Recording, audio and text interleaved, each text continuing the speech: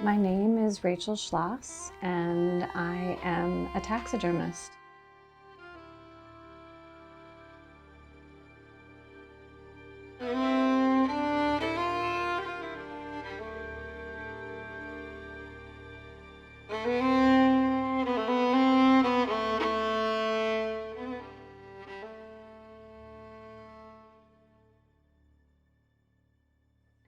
I've been interested in taxidermy since I was very young.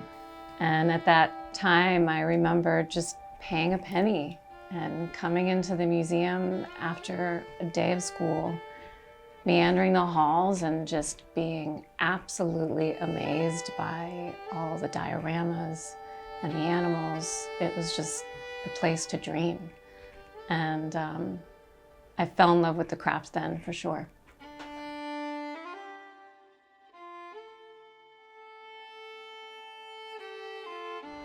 You know, what you want to do is you want to take off as much of the fat as soon as possible because it kind of spoils things.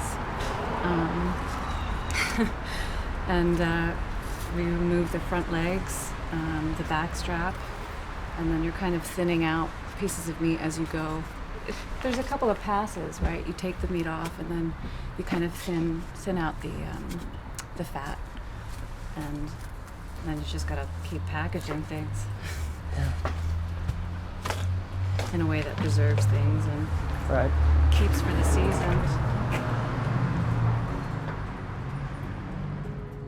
You guys just let me know when you want to move inside or when this kind of gets... Sure. I'm just kind of keeping busy.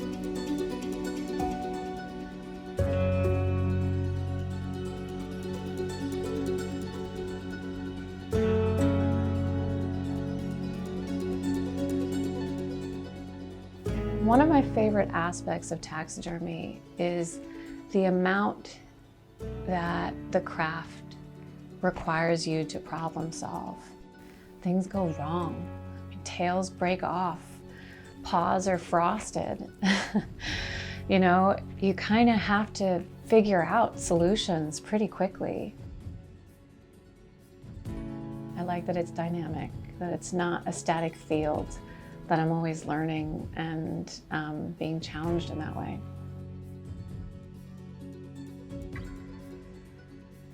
I think I've grown a lot since I decided to learn taxidermy. I've definitely seen some extremes. One of them I feel is really kind of hard to swallow is when a person immediately assumes that I'm sadistic by cutting open an animal and that I have some sort of malignant intent or something. But truthfully, I'm full of such respect and admiration. I learn so much, and I take the time to learn so much about an animal when I'm, you know, disassembling it and putting it back together again. It's really made my appreciation for animals and for life grow. I think overall it's a pretty graceful profession in that sense, because you have to face death and you have to ask yourself pretty hard questions about what your role is and how fleeting life is.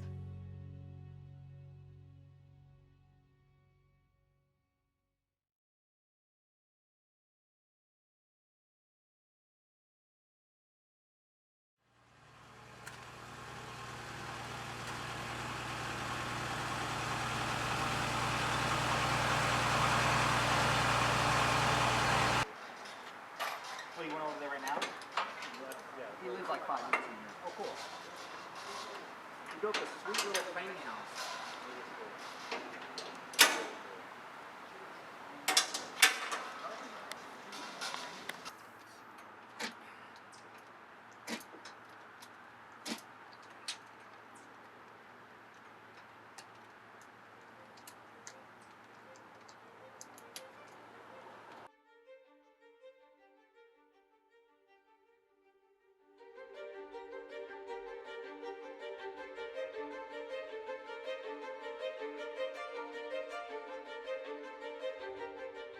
My name's Tony Serviente. I'm 63 and I have been living in Ithaca, New York since 1982, but before that I was from northern New Jersey.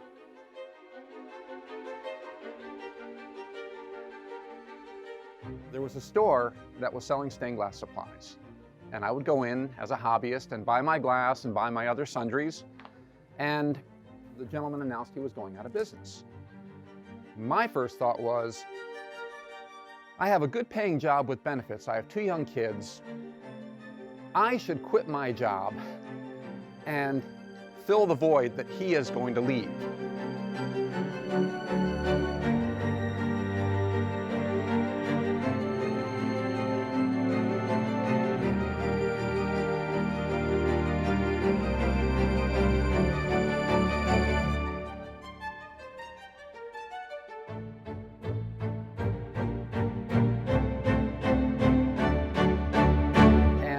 Of course, what I should have asked was, why are you going out of business after 18 months?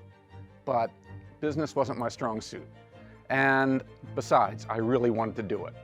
So I bought what was left of his stock, and I opened up my own little studio on a back road in Freeville.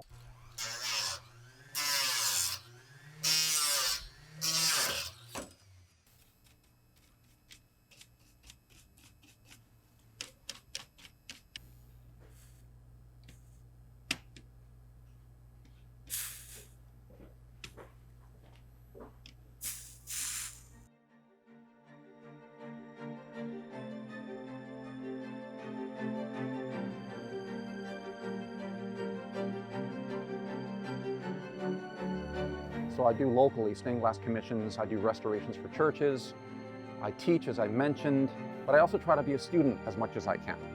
So in addition to doing stained glass now, I also paint on glass and have done kiln work to the point where I'm at a master's level of kiln work.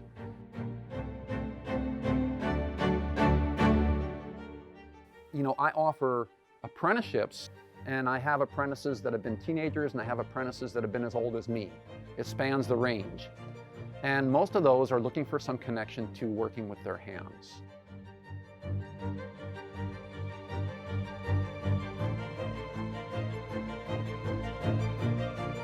You know, I'm just trying to, spread as much information as I can. I have no secrets. If somebody comes to me and they want to learn something, if I know how to do it, I'll teach them. And I'm happy to do that, not only because it's interesting for me and gratifying, but also because I feel like I would like that information to be out there. Because if I know something that someone doesn't, and anything happens to me, and it will eventually, I will die eventually, I'd like to have that information out there. Because it's nice to think that the decades of experience that I have isn't just going to be lost when I die.